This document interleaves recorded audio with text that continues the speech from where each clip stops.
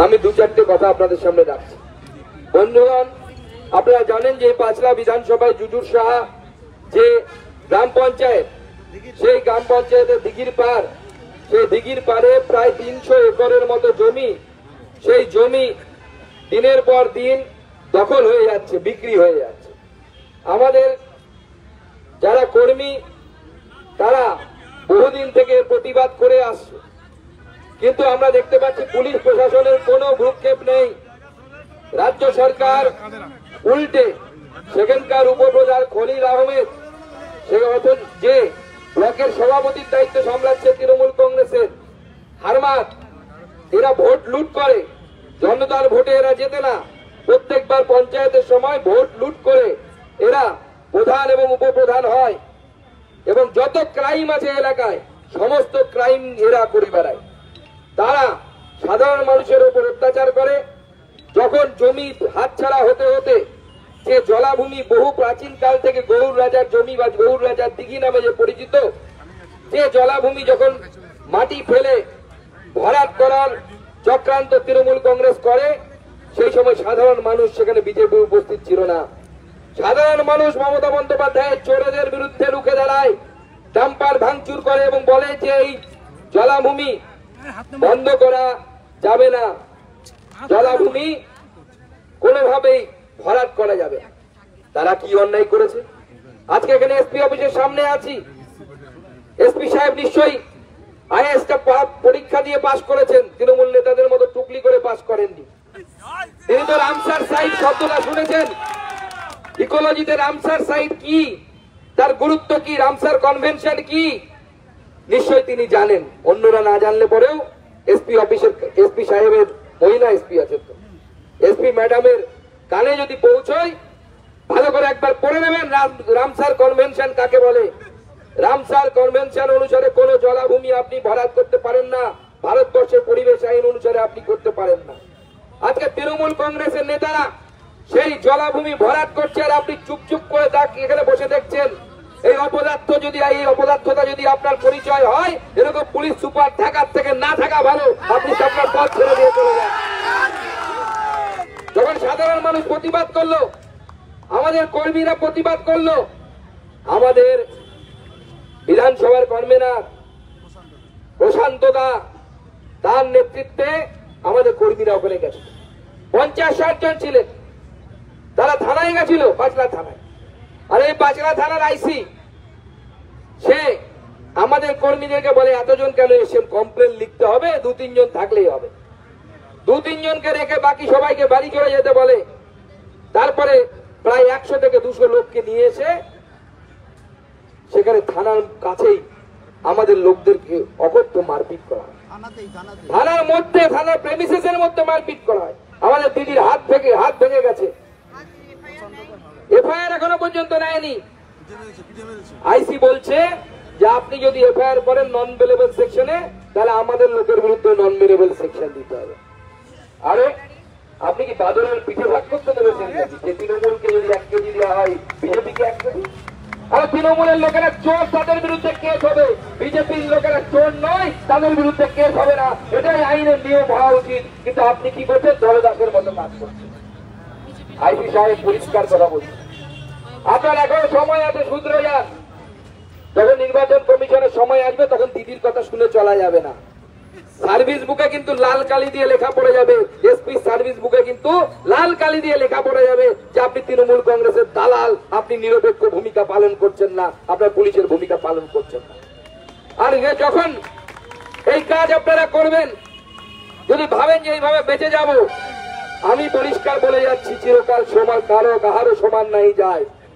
দিন আসছে, বিজেপির সরকার তৈরি হচ্ছে, বিজেপি কিন্তু কড়াই গন্ডায় হিসাব বুঝে নেবে আপনাদের কাছ থেকে। কড়াই গন্ডায় হিসাব আমরা বুঝে নেব। তাই আইন অনুসারে কাজ করুন। আজকে আমাদের এখানে লয়াররা আছে, অ্যাডভোকেটরা আছে, তাদেরকে বলবো এসপির সাথে কথা বলতে। আমাদের এখান থেকে প্রতিনিধি দল যাবে, তারা এসপির সাথে কথা বলবে না।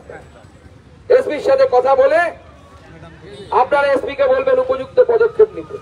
এতগুলো লোকের বিরুদ্ধে নন বেলেবল সেকশন দেওয়া হয়েছে। উপপ্রধানের নামটা কি? খলিল আহমেদ, তার বিরুদ্ধে তো নন বেলেবল সেকশন আছে। নন বেলেবল সেকশন থাকার পরেও আইসির সামনে বসে সেই ব্যক্তি কিভাবে আইসির সামনে কথা বলতে পারে, কোন আইনে বলতে পারে? আমি এই প্রশ্নটা আইসির কাছে করতে চাই, এসপির কাছে করতে চাই। এখনো সময় আছে, শুধরে যান। গোটা রাজ্যে মহিলারা আওয়াজ তুলতে শুরু করেছে। সন্দেশখালীতে মহিলারা ঝাঁটা নিয়ে বেরিয়েছে।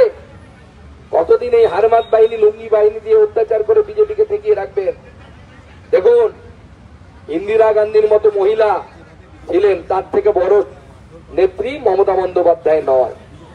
ইন্দিরা গান্ধী চেষ্টা করেছিলেন, জওয়াহরলাল নেহরু চেষ্টা করেছিলেন, রাজীব গান্ধী চেষ্টা করেছিলেন যে বিজেপি এবং বিজেপির আদর্শকে আটকে দেবেন, তারা পারেনি। হাতি ঘোড়া গেল জল, ব্যাং বলে কত জল। এরা পারেনি। মমতা বন্দ্যোপাধ্যায় বলছে কত জল। এই হাতি ঘোড়া তলে চলে গেছে। আমিও বলে যাচ্ছি, মমতা বন্দ্যোপাধ্যায় বাংলার ইতিহাস থেকে মুছে যাবে। বাংলার ইতিহাসে মমতা বন্দ্যোপাধ্যায়ের নাম কালো নামে লেখা থাকবে, কালো অক্ষরে লেখা থাকবে। আজকের কথাটা আপনারা লিখে রাখবেন।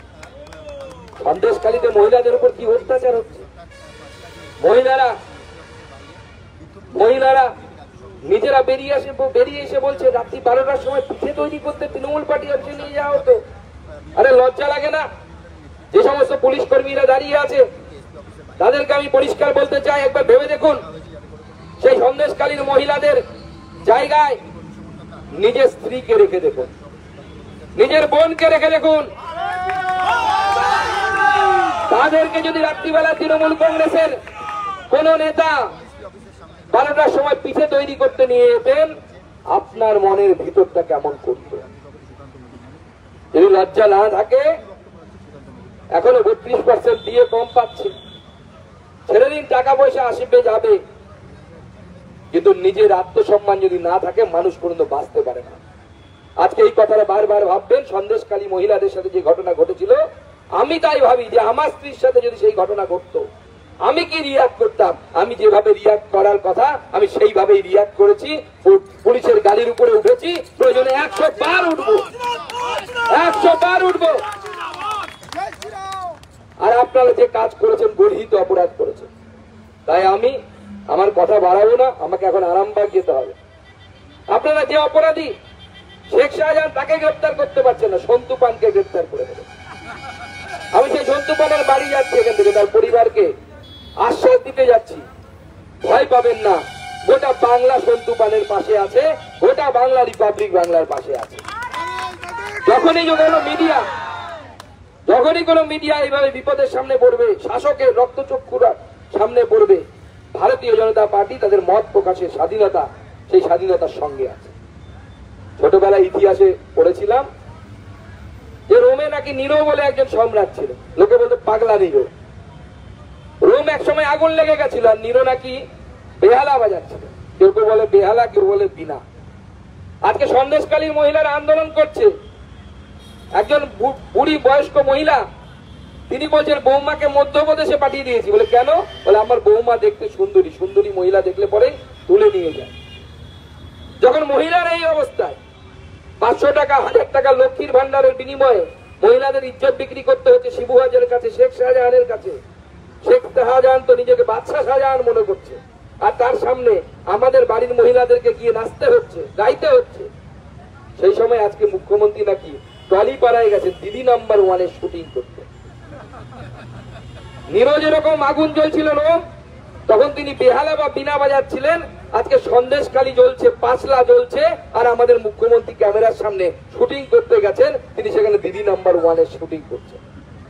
আজকে ভাবতে অবাক লাগে, কোন মুখ্যমন্ত্রীকে আমরা পেয়েছি, কোন মুখ্যমন্ত্রীকে আমরা পেয়েছি। লজ্জা লাগে, পশ্চিমবঙ্গে এরকম মুখ্যমন্ত্রী পর্যন্ত আমরা পাইনি। এই চোরেদের সাম্রাজ্য শেষ হবে, সেই লড়াই ভারতীয় জনতা পার্টি শুরু করেছে। আগামী 6 মার্চ মহিলাদের এই অত্যাচারের প্রতিবাদে মাননীয় প্রধানমন্ত্রী নরেন্দ্র মোদী বারাসতে আসছে, উত্তর 24 পরগনায় আসছে আপনাদের মহিলাদের সাথে কথা বলার জন্য, মহিলাদের পাশে দাঁড়ানোর জন্য, সন্দেশখালীর বোনেদের পাশে দাঁড়ানোর জন্য। তাই কোমর বেঁধে লড়াইয়ের জন্য প্রস্তুত হন। আমি কথা দিচ্ছি যে কোন দুর্বৃত্ত তারা ছাড়া পাবে না। 26, 27, 28 আমরা কলকাতা গান্ধী মূর্তির পাদদেশে 3 দিন অবস্থান করব। তো যতক্ষণ না শেখ শাহজাহানকে ধরা হচ্ছে ততক্ষণ পর্যন্ত আমরা এই আন্দোলন বন্ধ করব না। কোনো না কোনো রূপে, কোনো না কোনো জেলায়, কোন রাজ্যে শেখ শাহজাহানকে ধরার দাবি নিয়ে আমরা আমাদের আন্দোলন চালাতে থাকবো। আপনারাও এখান থেকে এই অবস্থানে আসবেন। যারা মার খেয়েছে তারা অবশ্যই যাবেন। বাংলার মানুষকে বোঝাতে হবে যে আমরা যে মহিলার হাওয়াই চটি দেখে ভরসা করেছিলেন, আপনারা যে সাদা শাড়ি দেখে ভরসা করেছিলেন, সেটা পুরোটাই ধোঁকা। মনে রাখবেন, রাবণও একবার গেরুয়া বসন পড়েছিল। কখন মনে আছে তো?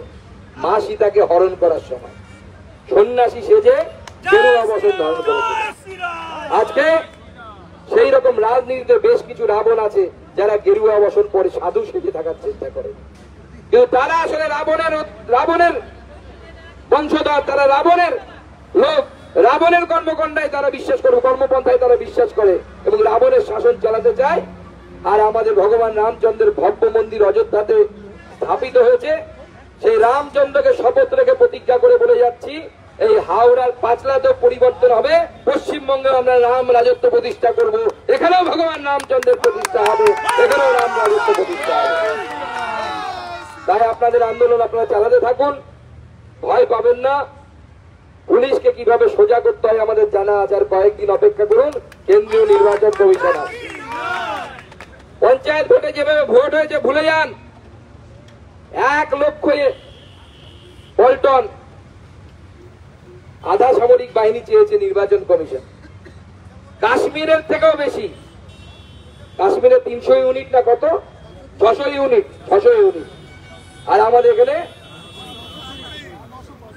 প্রায় 1 লক্ষ লোক।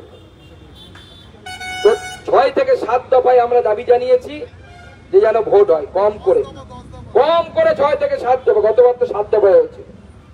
তাছাড়া পশ্চিমবঙ্গে ভোট হবে না। প্রতি বুথে কেন্দ্রীয় বাহিনী থাকা দরকার এবং বন্দুক উঁচিয়ে কেন্দ্রীয় বাহিনী ঘুরবে। যে তৃণমূল কংগ্রেসের নেতা ছাপ্পা দিতে যাবে তার পিছে ধাপ্পা দিয়ে তাকে বাড়ি পাঠানো হবে।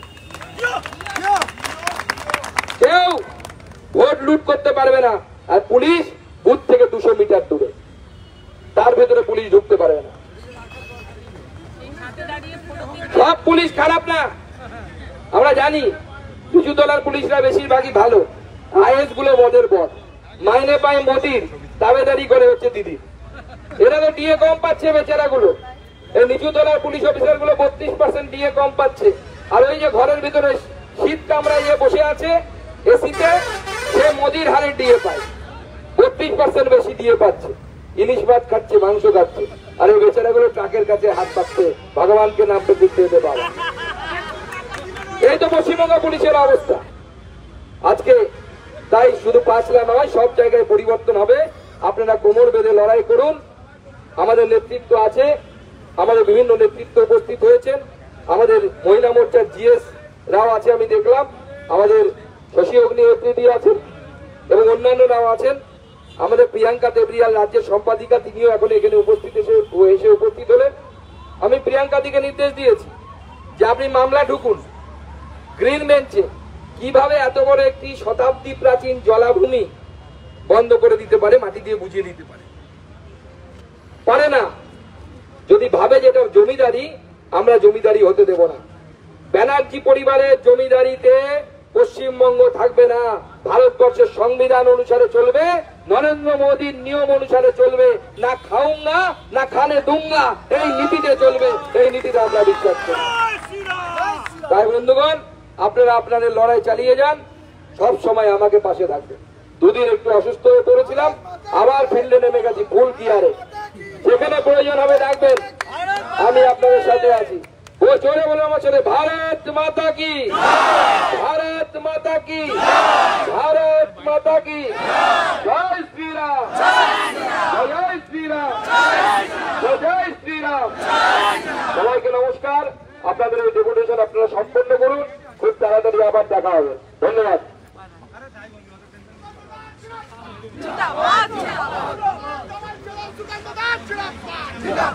ধরবে